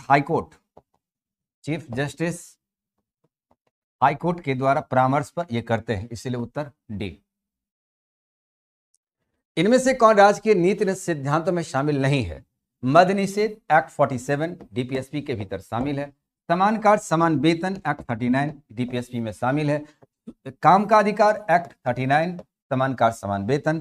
सूचना का अधिकार 12 अक्टूबर 2005 को लाया गया। यह इंडियन कॉन्स्टिट्यूशन एक्ट 1901 का आधार पर व्याख्या किया गया। ये ऑलरेडी ये मौलिक अधिकार का हिस्सा हुआ। कहता है कि नहीं है, इसलिए कौन नहीं है? सूचना का अधिकार नहीं है, उत्तर डी। भारत के संविधान का अनुच्छेद 368 किससे संबंधित है? 368 इसकी बात कहता है कि भारतीय संविधान परिवर्तनशील है और इंडियन कॉन्स्टिट्यूशन के एक्ट 368 के तहत एकमात्र संस्था संविधान में संसद है जो संशोधन कर सकती है और संसद की गठन एक्ट 79 के तहत किया गया। इसके 3 अंग होते हैं, जिसमें से राष्ट्रपति, लोकसभा और राज्यसभा होते हैं। लोकसभा और राज्यसभा जब दोनों सदन से विधेयक पास हो जाएगा तब अंतिम रूप से राष्ट्रपति के पास जाता है और राष्ट्रपति इंडियन कॉन्स्टिट्यूशन एक्ट 111 के तहत इसकी स्वीकृति दे देंगे तो यह संविधान संशोधन हो जाएगी। इस प्रकार से संविधान संशोधन एक मात्राधिकार संसद को है। अब देखिए यह संविधान संशोधन करने की भारत की संसद की शक्ति। ए, जनहित याचिका की अवधारणा की शुरुआत किस देश में हुई थी या किस देश से हुआ? ये यूएसए से हुआ था और इसी यूएसए से जनहित याचिका भारत में लाया गया और भारत में लाने के बाद हुसैन आरा के प्रकरण में सुप्रीम कोर्ट ने लाया था और इस जनहित याचिका में पीएन भगवती साहब थे जो भारत में लाए थे। उस समय ये सुप्रीम कोर्ट के जस्टिस ही सिर्फ थे, बाद में चीफ जस्टिस भी बने। तो पीएन भगवती साहब ने इस केस को लिया था, बड़ी मार्मिक व्यवस्थाओं के साथ लाया था कि यदि देश की कोई भी जनता कहीं पर लगता है कि न्याय समूह को नहीं मिल रहा है तो एक पोस्ट कार्ड के जरिए भी सुप्रीम कोर्ट को सूचित करती है, तो सुप्रीम कोर्ट उस केस को लेगी और वो जजमेंट होगा। ये जनहित याचिका से, जनता जनार्दन के हित से जुड़ा हुई मामला जनहित याचिका कहलाती है। पीएन भगवती ने इसको स्थापित किया और चीफ जस्टिस जो थे उन्हें भी ये पता नहीं चल पाया कि आखिर किस प्रकार का पीएन भगवती काम कर रहा है। पीएन भगवती भारत के इतिहास में एक ऐसे न्यायाधीश के रूप में जाने जाते हैं जो आज फास्ट ट्रैक अदालत बना। इतनी आबादी हमारी बढ़ रही है, इन सभी लोगों को न्याय मिल रहा है। ये पीएन भगवती, इस पीएन भगवती के काम को दीपक कुमार और एमएन वेंकट चलैया जैसे न्यायाधीश ने इसे आगे बढ़ाने का काम किया। आज सुप्रीम कोर्ट अपना इस बात को बड़ी उपलब्धि मानती है। किस देश में हुई? तो विश्व का पहला देश अमेरिका था, संयुक्त राज्य अमेरिका।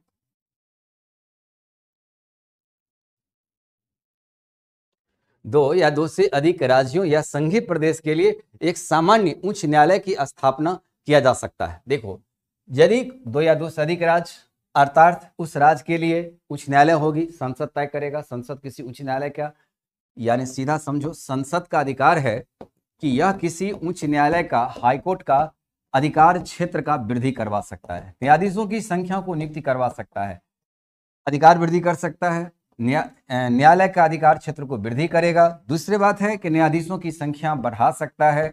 यह काम अधिकार संसद को बनता है। अब कहता है कि यदि सामान्य उच्च न्यायालय की स्थापना की जाएगी, जैसे भी मोदी सरकार ने 12 विशेष अदालत का गठन किया, और इसमें है कि जो खास के क्रिमिनल बैकग्राउंड के या जो भी हमारे माननीय हैं या पूर्व माननीय हैं, जो एमएलए हैं, एमएलसी हैं, मेंबर ऑफ लोकसभा या राज्यसभा हैं, उन पर यह मामला सिर्फ आएगी। तो राजनीति बनाम अपराधीकरण जो पटना हाईकोर्ट की बड़ी ऐतिहासिक जजमेंट रही, इसी बात की पुष्टि करने के लिए व्यवस्था उसमें लागू किया गया। और लागू करने के बाद आज के डेट में यह चीज को देखा जाए तो यह 12 न्यायालय में से एक न्यायालय पटना के बिहार के हिस्से में भी आया, और बिहार के हिस्से में आने के बाद यह व्यवस्था संसद कानून बनाकर कर सकती। आगे, भारत में पहली बार लोक सेवा आयोग की स्थापना किस अधिनियम से हुई, वह कौन सा था?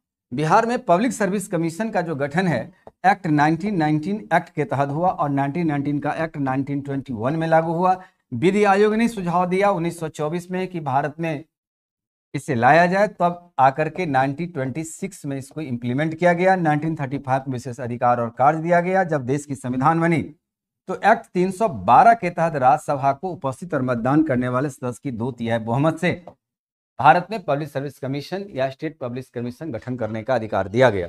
तो Indian act, council act 1919, government of India act 1919 हो गया। चलिए, अब आपकी पूरी क्वेश्चन समाप्त हो चुके हैं। इस प्रकार से बनाते रहिए, मूल्यांकन करते रहिए। आत्म परीक्षण करने की जिम्मेदारी तो आपकी होती है। आत्म मूल्यांकन ही सफलता के आत्मविश्वास को बढ़ा सकता है। धन्यवाद, फिर मिलते हैं अगली क्लास।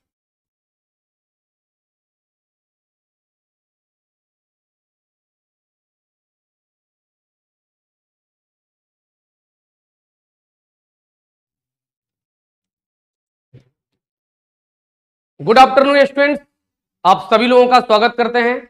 और आज फिर से आप लोगों के सामने बिहार दरोगा के क्वेश्चन को लेकर के उपस्थित हुए हैं हम लोग, गुरु रहमान सर के नेतृत्व और मुन्ना सर के प्रबंधन में। और सामने टेक्निकल जो है कि हेड बैठे हुए हैं राजा जी। इनके विशेष प्रयास से आप लोगों के लिए हर सैटरडे को हम लोग जो है कि उपस्थित रहते हैं अपने अपने सब्जेक्ट के डिस्कशन के साथ। मेरे सभी आदर्श विद्यार्थी, जिस तरीके का कंपटीशन भीड़ बढ़ते जा रहा है उसके अनुसार प्लीज प्लीज प्लीज आप लोग थोड़ा सा सीरियस जरूर हो जाएं, क्योंकि चीजें बहुत आसान तब तक नहीं है जब तक कि आप अंतिम रूप से चयनित नहीं हो जाते हैं। बाकी विशेष बातें मुझे उस ढंग से कहने नहीं आती है, बस जितनी चीजें आती हैं आप लोगों के सामने हम प्रस्तुत करते हैं। स्टैटिक जीके और इकोनॉमिक्स के बहुत अच्छे अच्छे प्रश्न आप लोगों के सामने हैं, इसको जरा हम लोग देखते हैं। पहला प्रश्न आप लोग के सामने है, डोल उत्सव या डोल यात्रा त्योहार किस राज्य में मनाया गया है या मनाया जाता है? ये दोनों बात सही है। आपको बताएं कि डोल उत्सव या डोल यात्रा ये जो है कि आपका होली से एक दिन पहले, होली से एक दिन पहले मनाया जाता है। महिलाओं द्वारा सफेद साड़ी पहन करके शंख बजाते हुए यह उत्सव मनाया जाता है। और इसका राइट आंसर है आपका पश्चिम बंगाल। पश्चिम बंगाल में यह मनाया जाता है। नेक्स्ट देखेंगे, भारत में पहली रेलगाड़ी कब चलाई गई? तो भारत में पहली रेलगाड़ी जो है कि चलाई गई थी डलहौजी के विशेष प्रयास से। वो था आपका 16 अप्रैल 1853, 16 अप्रैल 1853, और यह चलाई गई थी थाने से मुंबई के बीच, थाने से मुंबई के बीच।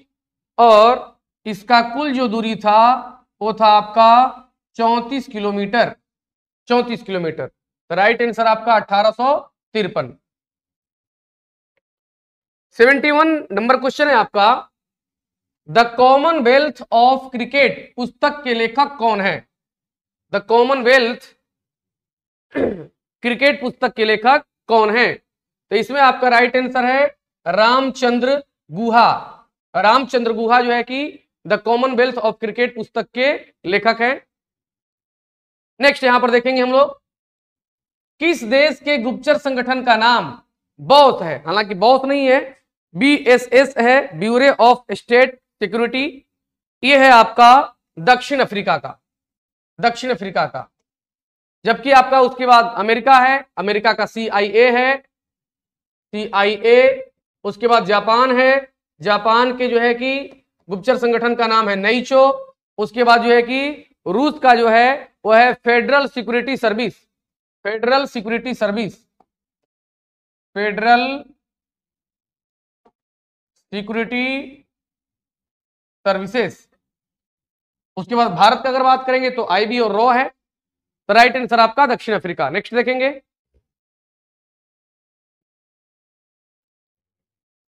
हाँ अमेरिका के NIA भी है, वो हम समझ गए, नेशनल NSA भी है, सिक्योरिटी एजेंसी, ठीक है। तो ये अलग है, एक कोई एक देश में एक नहीं रहता है। चलिए राइट आंसर आपका। अब 73 नंबर क्वेश्चन को देखेंगे। 73 नंबर क्वेश्चन आपका है, बाउल लोक नृत्य के साथ कौन सा भारतीय प्रदेश संबंधित है? तो बाउल लोक नृत्य के साथ आपका जो है कि पश्चिम बंगाल संबंधित है, पश्चिम बंगाल में या जो है कि लोक नृत्य मनाया जाता है। नेक्स्ट आपका, अर्जुन पुरस्कार की शुरुआत कब हुआ था? तो अर्जुन पुरस्कार जो है कि खेल क्षेत्र में थोड़ा पतला करो,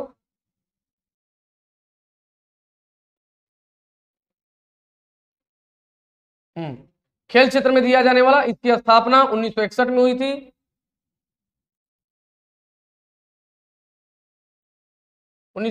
हुई थी। और इसके तहत वर्तमान में 15 लाख रुपए की पुरस्कार राशि दी जाती है, 15 लाख रुपए की पुरस्कार राशि दी जाती है। अब एक बात और भी बता दें कि खेल क्षेत्र का जो सबसे बड़ा पुरस्कार है, खेल क्षेत्र का सबसे बड़ा पुरस्कार जो है वो है आपका मेजर ध्यानचंद, ये भी ध्यान रखेंगे, मेजर ध्यानचंद पुरस्कार, मेजर ध्यानचंद पुरस्कार। और उसमें भी एक बात ध्यान रखेंगे, इसका नाम पहले राजीव गांधी खेल रत्न पुरस्कार था, राजीव गांधी खेल रत्न पुरस्कार, जिसकी शुरुआत 1991 एंड 2 में हुई थी। और पहली बार जो है कि विश्वनाथन आनंद को यह पुरस्कार दिया गया था। और वर्तमान समय में राजीव गांधी वर्तमान मेजर ध्यानचंद खेल रत्न पुरस्कार जो था के तहत 25 लाख की पुरस्कार राशि प्रदान की जाती है। अगला, शांति निकेतन की स्थापना किसने की थी? बहुत ही कंफ्यूजिंग क्वेश्चन है।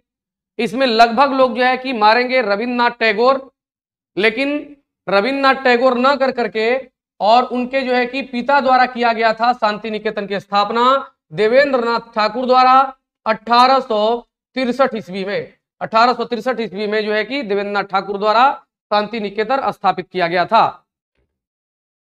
नेक्स्ट, बड़ा अच्छा प्रश्न है, क्रेडिट कार्ड ग्राहकों द्वारा भुगतान का पसंदीदा तरीका क्यों है? क्रेडिट कार्ड ग्राहकों द्वारा भुगतान का पसंदीदा तरीका क्यों है?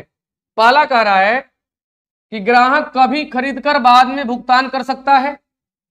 दूसरा कह रहा है ग्राहक को 1 वर्ष के भीतर अपने विवेक पर किस्तों में अदायगी की छूट होती है। तीसरा कह रहा है हर महीने एक ही बार में ग्राहकों को समग्र अतिदेय अदा करने की बाध्यता होती है।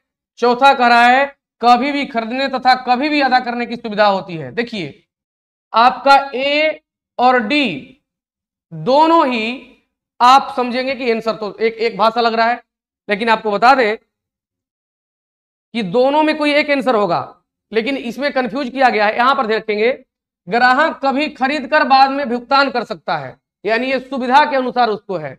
इस भाषा में लग रहा है कभी भी खरीदने कभी भी अदा करने की सुविधा है। ये मनमौजी टाइप लग रहा है, जिसे लग रहा है बड़ा मनमौजी आदमी जब मनाया तब नहीं। तो ये बी और सी और डी तीनों भाषा गलत है।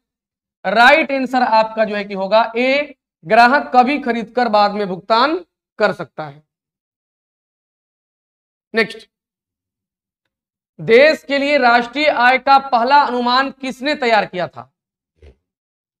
तो देश के लिए राष्ट्रीय आय का पहला अनुमान जो था वो तैयार किए थे दादा भाई नौरोजी 1866-67 में, और उन्होंने प्रति व्यक्ति आय बताया था प्रति व्यक्ति आय 20 रुपए, प्रति व्यक्ति आय 20 रुपए, और राष्ट्रीय आय जो था, राष्ट्रीय आय ये आपका था 340 करोड़ रुपए। राइट आंसर आपका दादा भाई नौरोजी। नेक्स्ट, ऐसी अर्थव्यवस्था को क्या कहते हैं जिसका शेष विश्व से कोई संबंध नहीं होता है? देखिए, अर्थव्यवस्था में जो होगा वस्तुओं का उत्पादन, अंतिम मूल्य और जो है कि सेवाओं के अंतिम मूल्य के योग को हम लोग जीडीपी कहते हैं। जीडीपी में जब जो है कि एक्स माइनस एम यानी विदेशियों द्वारा या किसी देश द्वारा आया हुआ धन, दिया हुआ धन होता है तो इसको कहते हैं जीएनपी। लेकिन कह रहा है कि जब ये जीरो हो जाएगा यानी शेष विश्व से कोई संबंध नहीं है तो यहां पर तब जाहिर सी बात है कि जीएनपी इक्वल टू जीडीपी। जब दोनों बराबर हो जाएगा तो कहीं कुछ नहीं होगा, इसको बंद अर्थव्यवस्था कहते हैं, closed economy. Right answer B. अब यहां देखेंगे 79, निम्नलिखित में से कौन सा समूह रेशे वाले फसलों से संबंधित है? रेशे वाले फसलों से संबंधित है। राइट आंसर कपास, जूट, तनई। ये आपका जो है कि तीन जो है ये रेशेदार से संबंधित है। आंतरिक व्यापार संबंधित है। आंतरिक व्यापार में जो अपने अंदर जो है कि देश के अंदर व्यापार हो, घुड़दौड़ नहीं, करारोपण नहीं, शेयर बाजार नहीं। राइट आंसर आपका सार्वजनिक खर्च से, जो अपने देश के ही लोगों पर जो है कि खर्च किया जाता है। नेक्स्ट देखेंगे, सेपा यूरोपीय यूनियन द्वारा बैंकिंग लेन देन की सुलभता के लिए एकीकृत भुगतान पहल है। यह किस मुद्रा में परिवर्तनीय है? तो सेपा का पूरा नाम है single euro payments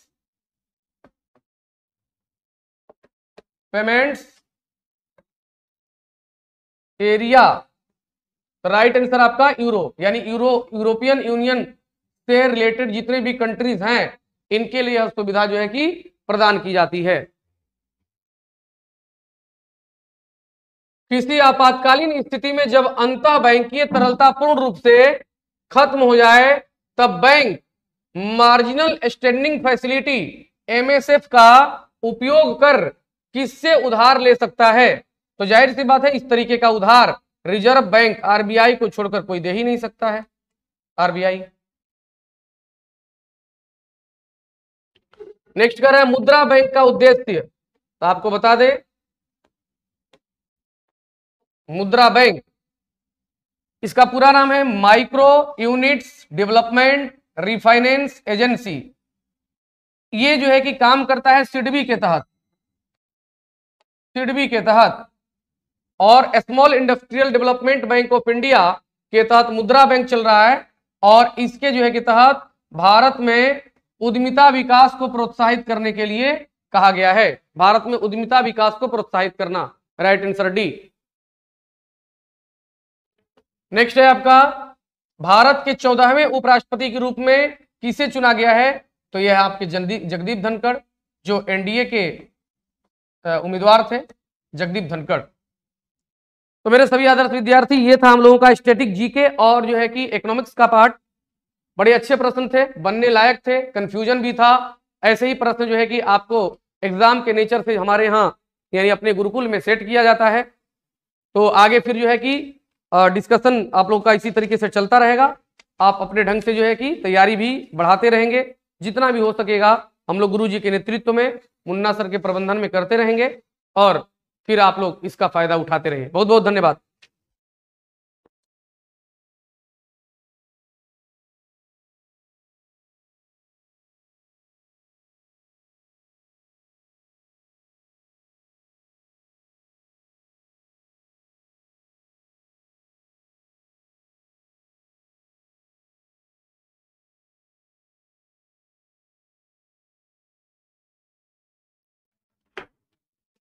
good afternoon. आप लोग कैसे हैं सब?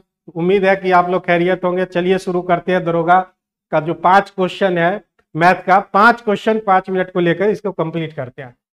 तो ये क्वेश्चन हमारा है कि एक दलाल जो है, ब्रोकर जो होता है हमारा, ब्रोकर जो है कमीशन दर 4% से 5% कर देता है, यानी 4% से ये 5% हो जाएगा। इसका मीनिंग क्या हुआ कि एक से वो बढ़ गया है, तो कमीशन कितना बढ़ गया जी, 4 पर बढ़ गया, तो हमारा कितना हो जाएगा 25% जो है आपका कमीशन, उसका कमीशन में वृद्धि दर हो जाएगी, कमीशन में वृद्धि दर, ठीक है, कमीशन में प्लस हो जाएगा। अब एक्चुअली में वहां क्वेश्चन में क्या कह रहा है कि उसकी आय जो है अपरिवर्तित रह गई, कांस्टेंट रह गई। इसका मतलब है कि उसका सैलरी यानी कमीशन तो बढ़ा, लेकिन व्यापार में कहीं ना कहीं कमी आ गई है, जिस वजह से उसका जो है अपरिवर्तित रह गया। तो व्यापार में कितना कमी आया है, व्यापार में कमी जो है, आप ऐसे भी सोच सकते हैं कि किसी चीज को आप 25% इंक्रीज करते हैं तो वापस उस पॉइंट पर आने के लिए 20% आपको डिक्रीज करना पड़ेगा। नहीं तो आप सॉल्व कर सकते हैं इस रूल से, x/100 ± x × 100, ये भी लगा सकते हैं, या बेसिक लगा सकते हैं, या मास्टर फॉर्मूला लगा सकते हैं, बहुत तरीके हैं। तो हम ये लगा लेते हैं 25, और 25 से इंक्रीज हुआ है तो 100 + 25 125 × 100। इस प्रकार से 5 से ये कैंसिल हो गया और ये 20 से।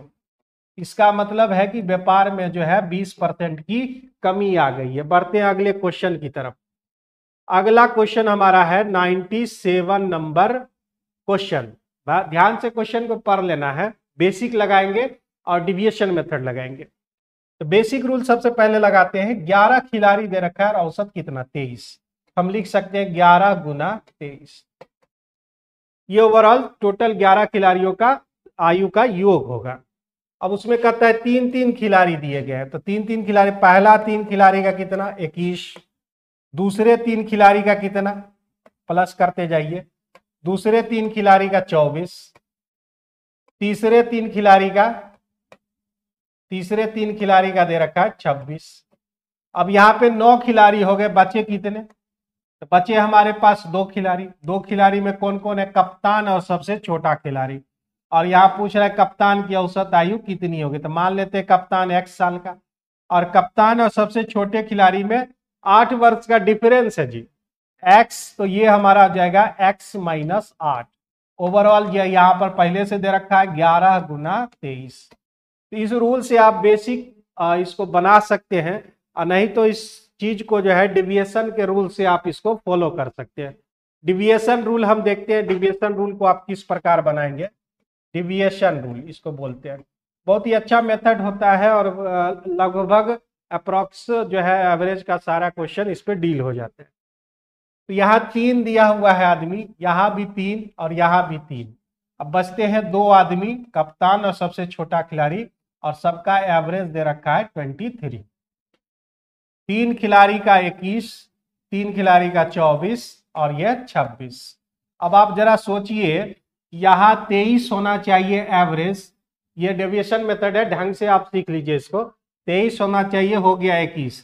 इसका क्या मतलब है, इसका मतलब है कि जो है 2 से घटा हुआ है, और 1 पर 2 घटा तो 3 पर आपका 6 घटेगा। यहाँ आपका 1 ज्यादा है तो 3 पर कितना, 3 ज्यादा होगा।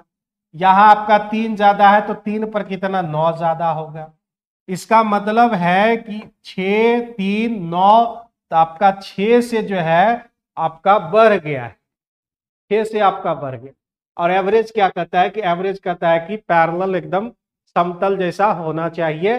तो ये 6 से बढ़ गया है, इसका मतलब ये दोनों जो है 6 से घटना चाहिए, तभी जाके हमारा जो है एवरेज 23 यानी पैरेलल हो जाएगा। ठीक है, तो 6 से बढ़ गया और 6 से हमने घटा लिया यहाँ पे, और 2 व्यक्ति पर घटा, तो 1 व्यक्ति पर कितना घटेगा, 3 घटेगा। तो 23 में 3 हमने घटा लिया तो एवरेज कितना होगा, 20 होगा। 2 व्यक्ति जिसका हमने x माना है और x - 8 माना है, ये दोनों का योग कीजिएगा, यानी x और x - 8, एवरेज 20 हुआ तो बेस दोने 40 हो जाए। अब यहाँ 2x 8 घटे 48, 48 को 2 से भाग दीजिएगा 24, यानी कैप्टन का जो आयु है वो 24 वर्ष आपका दिया गया है। इसको पॉज करके आप दोबारा इस मेथड को देखिएगा और इसको डील कीजिएगा। बढ़ते हैं अगले क्वेश्चन की तरफ। अगला क्वेश्चन करा कि एक हीरा का मूल्य जो है ना, हीरा का जो मूल्य होगा, मूल्य वह जो है आपका जो है भार के वर्ग के अनुक्रमानुपाती, व्युत्क्रमानुपाती नहीं दिया गया, डायरेक्टली प्रोपोर्शनल दिया गया। एक हीरा 4 भागों में इस प्रकार टुकड़ा होता है, 1 2 3 4। तो मान लेते हैं x, 2x, 3x और 4x अनुपात में यदि टूटने पर हीरा का मूल्य 7000 की हानि हो जाती है तो मूल हीरे का मूल्य बता। अगर पहले नहीं टूटा हुआ होता तो 4 3 7 2 9 1 10, यानी अगर पुराना मूल्य की हम बात करें, पुराना मूल्य की, तो हमको भार होता 10x और भार के स्क्वायर के जो है अनुक्रमानुपाती है, इसका मतलब उसका मूल्य होता 100x²। लेकिन अब ऐसा नहीं है, नया मूल्य क्या हो रहा है, 4 भागों में बट गया तो प्रत्येक भाग का स्क्वायर करेंगे तब जाके उसका मूल्य पता चलेगा। x² पहला टुकड़ा का, ये आपका 4x², ये आपका 9x² और ये आपका 16x²। इस तरह से हमारा जो है 30x² नए वाले का भार आ गया। तो इस टूटने की क्रिया में जो है हमको लॉस हो गया कितना का, 70x² का लॉस हो गया है। अब 70x² है, यहाँ क्वेश्चन में दिया हुआ है 7000 रुपया में, तो 7000, तो x² बराबर कितना आ गया, 100 आ गया। x² जब 100 है तो हमको पूछ रहा है क्वेश्चन में मूल हीरे का मूल्य बताइए। मूल हीरा शुरुआती वाला 100x² है, तो हम यहाँ 100 गुने x² का वैल्यू 100, इसका मतलब है कि 10,000 जो है उस पुराना जो हीरा का पुराना मूल्य है वो होगा। ये नंबर ऑप्शन सही है, बशर्ते जो है आपको जो है एक शून्य हटाना पड़ेगा, सब में एक्स्ट्रा जोड़ा हुआ है। ए नंबर ऑप्शन जो है 10,000 आपका राइट आंसर होगा। बढ़ते हैं अगले क्वेश्चन की तरफ। 99, एक दुकानदार ने कुछ वस्तुओं का खरीद मूल्य 500 रुपया अदा किया, 500 रुपया उसको दे दिया है और उसका 3/4 भाग, पर उसने 12% लॉस। तो भाई जब हम किसी वस्तु का जो बात कर रहे हैं और फिर उसमें वस्तु का पार्ट की बात कर रहे हैं, उसका भाग की बात कर रहे हैं, तो रुपया को त्याग दीजिए। अब हमारे पास मान लेते हैं कि टोटल हमारा जो है 4 वस्तुएं हैं, 4 वस्तुएं जिनमें से 3 वस्तुओं पर 12% लॉस, 12% हमको लॉस हो गया। बचा कितना वस्तु, एक वस्तु बच गया है, एक वस्तु पर क्या कह रहा है कि 8% लाभ होगा, तो प्लस में लिखेंगे। अब पूरे सौदे में क्या हुआ, तो ये तो हमको मालूम नहीं है, तो x% लिख देते हैं, हमको x% लाभ या हानि होगा। ठीक है, तो अब इसको मल्टीप्लाई कर लेते हैं, 12 गुना 3 36 माइनस में, अगर ये दोनों को जोड़ते हैं तभी ये मिलेगा, तो हम भी 12 3 36, 8 इकाई 8 और इधर 4, तो 4x बराबर -36 में आप 8 जोड़ेंगे तो आपको -28 मिलेगा, जो कि x बराबर आपको क्या मिल जाएगा, -7। इसका मतलब हुआ कि 7% आपको जो है लॉस हो जाएगा इस क्रिया में। अगला क्वेश्चन है, अगला क्वेश्चन आपका जो है 100 नंबर सवाल, बहुत ही अच्छा क्वेश्चन है, टाइम एंड वर्क का है, लिविंग एंड जॉइनिंग इसको बोलते हैं। तो ए किसी काम को 10 दिन में करता है, बी उस काम को 12 और सी उस काम को 15 दिन में करता है। ठीक है, इसके लिए आप अगर क्वेश्चन में फंस जाया करते हैं तो आप डायग्राम बना लीजिए। तो डायग्राम हमारा यहाँ पे क्वेश्चन में क्या कह रहा है कि तीनों ने मिलकर काम को शुरुआत किया है, तीनों ने मिलकर, ठीक है, तीनों ने मिलकर काम की शुरुआत किया और 2 दिन करने के बाद, 2 दिन काम करने के बाद ए छोड़ देता है। ठीक है, काम जहां खत्म होने वाला था उससे 3 दिन पहले, 3 दिन पहले बी छोड़ देता है। ये आपका डायग्राम हो गया। अब जरा सोचिए, यहां से तीनों चला, ए छोड़ दिया, तो इसका मतलब जो बच गया वह बी और सी कर रहा होगा। अचानक पता चला कि बी ने भी छोड़ दिया, तो जो बच गया है वो आपको सी कंप्लीट करेगा। ये आपका क्वेश्चन दिया गया है। अब क्वेश्चन में क्या कह रहा है कि ए जो है, ए आपका 10 दिन, बी आपका 12 दिन, सी आपका जो है 15 दिन में करता है। सभी ने एक साथ काम करना शुरू कर दिया, तो हमारा टोटल कितना यूनिट काम करेगा? 60 यूनिट काम करेगा। ये 6 से, ये 5 से और ये 4 से। ठीक है, सब कुछ लिखा हुआ है। अब इसमें देखते हैं आगे। तो ABC 2 दिन करता है, तो 6 5 11, 11 4 15, 15 और 2 दिन में होगा 30 यूनिट काम। इधर का काम हो गया हमारा। अब बच गया इधर का काम सी हमारा 3 दिन, तो 4 गुने 3 12 यूनिट काम। तो 42 यूनिट काम आपका हो गया 60 यूनिट में से। तो आपके पास बचा कितना? 18 यूनिट काम। 18 यूनिट काम किसके हिस्से में गया? बी और सी के हिस्से में, क्योंकि यही नहीं मालूम है। तो बी और सी मतलब 5 और 4 9, यानी 2 दिन में ये काम कंप्लीट हो जाएगा। तो हमको क्वेश्चन में करा है कि ओवरऑल इस वर्क को करने में टोटल कितने दिन लगे हैं। 2 दिन इधर लग गया, 2 दिन यहां पर लग गया और उधर 3 दिन लग गया। टोटल हमारा काम 7 दिन में कंप्लीट हो गया। तो माय डियर स्टूडेंट्स, ये 5 क्वेश्चन है। ऐसे ही 5 लगातार क्वेश्चन को सॉल्व करने के लिए, नए नए टेक्निक को यूज करने के लिए 27 नवंबर से जो है एवरी संडे हम एक मैथ टेस्ट ला रहे हैं, जो चैप्टर वाइज रहेगा। जो आपका चैप्टर वाइज रहेगा, आप जो चैप्टर कहिएगा वो चैप्टर का 30 क्वेश्चन हम लेंगे। 30 क्वेश्चन लेंगे, आप 30 मिनट उसको टेस्ट दीजिएगा और अगले ही 30 मिनट के बाद 2 घंटा उस 30 क्वेश्चन पर विथ थ्योरी सहित जो है 30 क्वेश्चन पर हम लोग उसको चर्चा करेंगे। ये एवरी संडे शुरू होगा, लेकिन अब इस संडे को नहीं, यानी कल नहीं, अगले संडे से जो है कंटिन्यू इसको किया जाएगा। तो आप लोग इस पर ध्यान दीजिए। चलिए मिलते हैं अगले नेक्स्ट डिस्कशन में, तब तक के लिए गुड बाय।